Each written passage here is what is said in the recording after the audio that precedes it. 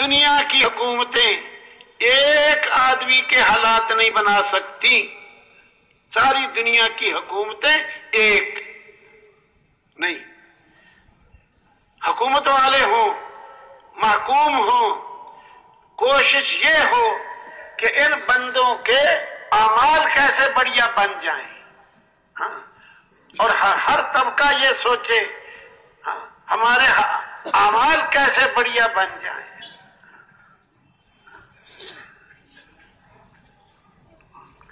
اعمال میں سب سے بڑا حکم نماز ہے،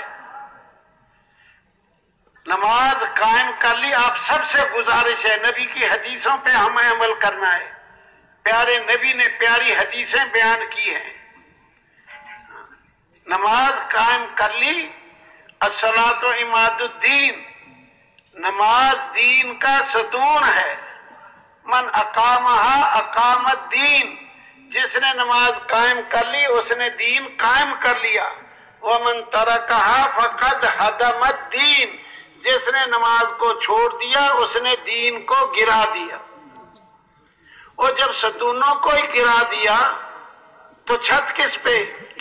یہ بانس گاڑے ہوئے ہیں، بانس، ان بانسوں کو ہی نیچے سے نکال دو تو صاحبان کا کس چیز پہ کھڑا رہے گا؟ نماز دین کا ستون ہے۔ جو لوگ چاہتے ہیں سارے انسانوں کے حالات ٹھیک ہو جائیں وہ ان کو نمازی بنانے کی کوشش کریں، بڑا آسان رستہ ہے۔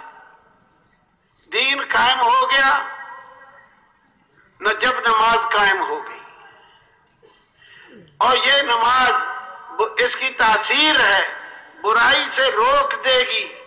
ہاں، ان الصلاۃ تنہا عن الفحشاء والمنکر، جن برائیوں کی وجہ سے حالات خراب ہوتے ہیں نماز ان برائیوں سے روک دے گی۔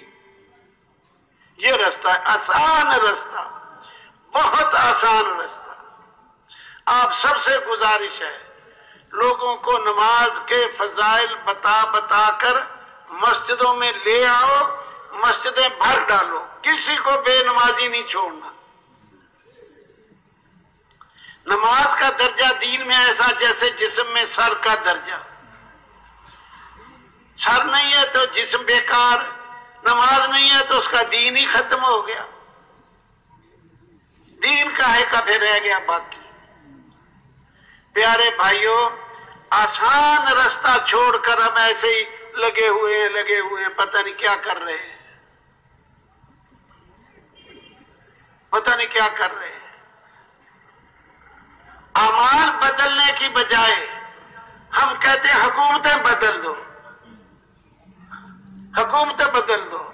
جو حکومت آتی ہے پھر کہتے ہیں یہ خراب ہے اس کو بدلو، پھر دوسری آ جاتی ہے پھر کہتے ہیں یہ بھی خراب ہے اس کو بدلو، تیسری آتی ہے یہ کہتے ہیں یہ بھی خراب ہے اس کو بھی بدلو۔ ہم نے جب سے ہوش سنبھالا بوڑھے ہو گئے، حکومتیں بدلتے جا رہے ہیں، حالات ٹھیک نہیں ہو رہے۔ کوئی مقام تو ایسا آئے کہ ہمیں عقل آ جائے۔ عبد الملک بن مروان ایک بادشاہ گزرا ہے، اس نے کہا کہ تلاش کرو کوئی صحابی ہے زندہ، کوئی صحابی۔ سارے شہروں میں تلاش کیا، صحابہ کا دور ختم ہو چکا تھا، بتایا گیا کہ صحابی کوئی نہیں ملا۔ کہنے لگا اچھا کسی تابعی عالم کا تلاش کرو، بڑا عالم ہو، سمجھدار ہو، علم میں راسخ فی العلم ہو، تو ان سے کچھ نصیحتیں حاصل کریں۔ ابو حازم رحمہ اللہ، ان کا پتہ بتایا گیا، ان کے ساتھ بات چیت شروع ہو گئی۔ باتوں باتوں میں موت کا تذکرہ آ گیا، موت مومن کے لیے تحفہ ہے، اس قسم کی باتیں آ گئی۔ عبد الملک کہنے لگا جی ہمارا تو مرنے کو جی نہیں کرتا، اس کی کیا وجہ ہے؟ ابو حازم رحمہ اللہ نے فرمایا ہم نے اپنی ساری محنت موت سے پہلے